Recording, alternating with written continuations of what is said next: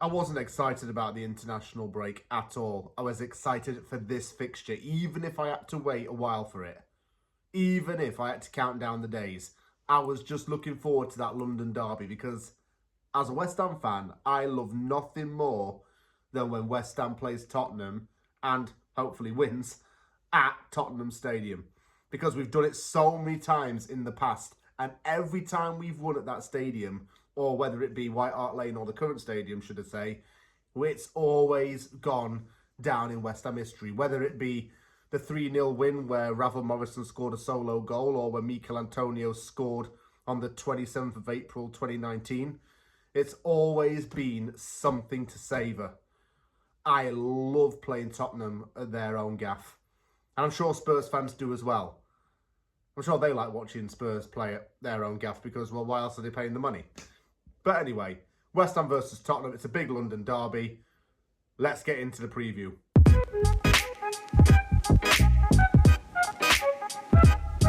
As per usual, I want to thank all of the Tottenham fans who've kind of helped me with this preview. I've been looking into what your own thoughts are on the season so far. I've read the messages and looked for who's hot, who's not in terms of the players, how Ange's tactics and managerial style are being received for this season, and how the season is going so far.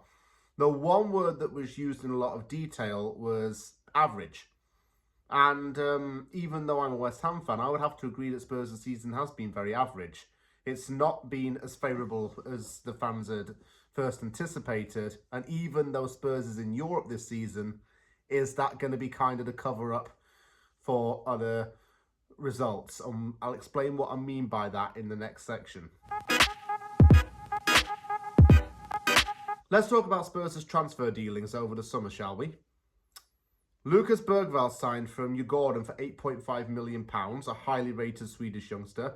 Archie Gray signed from Leeds United for £40 million, a teenage midfield superstar in the eyes of the Leeds fans, who's now got a shot in the Premier League. Dominic Solanke signed from Bournemouth for £65 million. So Spurs really broke the bank to sign him. And I think another striker really was on the cards because I know Sung Hun Min's already been injured this season and there's not really been a forward option. With Richarlison not exactly delivering, and he never really has, to be honest, apart from a little purple patch, it was time for Spurs to sign a striker. Solanke's Premier League proven. One of the best strikers in the league outside of the top six, and somebody who's already bagged a Premier League goal for Spurs. As far as results go this season, well,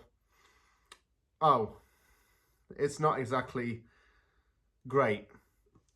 3 wins out of 7 and 2 wins in the last 5. And this included losing 3-2 to Brighton despite being 2-0 up. The wins came against Everton, which wasn't a tough one, to be honest. Brentford, again, not overly tough. And Manchester United. Losing the North London derby has already been a sucker punch for Ange and the team. And that 3-2 loss at Brighton really hasn't helped confidence, I don't think. A lot of players have been heavily criticised so far, but the ones that I get the impression that are really not like right now are Timo Werner and Bentancur.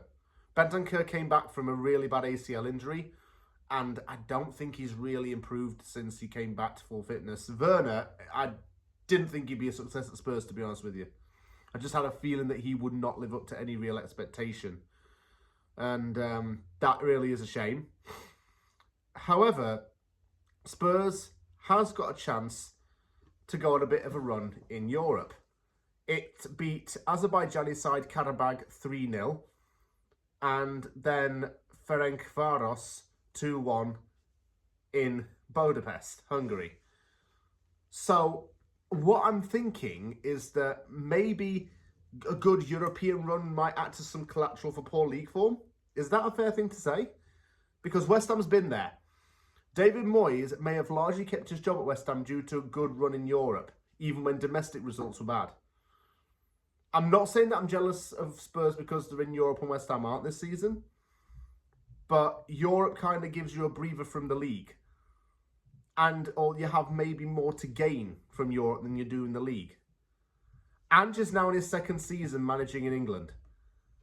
And his first season, he did very well at Spurs. He took Spurs up into Europe. And that was impressive. It was something that was needed, actually, at the club. European football is something Spurs fans had longed for. And Spurs finished 5th in Ange's first full season. Seemed like a really decent guy on and off the pitch. But the fact that he's a very humble and polite and respectful man, does that necessarily mean that he's going to be a great coach? Or do we have to separate those two things? If results don't go well for Tottenham this season, Postecoglou will face the chop. Fans may be calling for his head right now, but honestly, they might be a little bit crazy. Give it until December, and then see what happens, in my opinion. Tell you one player I really do like, Mickey van der Ven. Rapid centre-back, and he scores bangers. I wrote about him in that red scouting book that I do. I made a YouTube video about him in, I think, January last year, saying West Ham should sign this defender because he's quality. I don't want to say son, because everyone knows of his talent anyway. I know there are still some great players out there. Maddison's a really good player. I think Spurs needed a proper number 10, and they finally got him, and he's in there for the long run. Kulusevski can have his moments of brilliance. Brennan Johnson's starting to come well for them. Not sure how. And, Pedro Porro had a decent start to the season, but he's fallen off a little bit. But I do think he's quite a good player. I think Spurs just needs to fix its midfield up a little bit. And then it can probably be a bit more serious. Other than that, it's got some decent centre-backs, quite good striking options, but a midfield that's full of crap players that they tried to get rid of last season, i.e. Højbjerg and Ndombele, and players who are injured quite often, i.e. Bentancur. So there's no winning in that sense. Need to get some healthier midfielders and maybe mix it up a little bit there.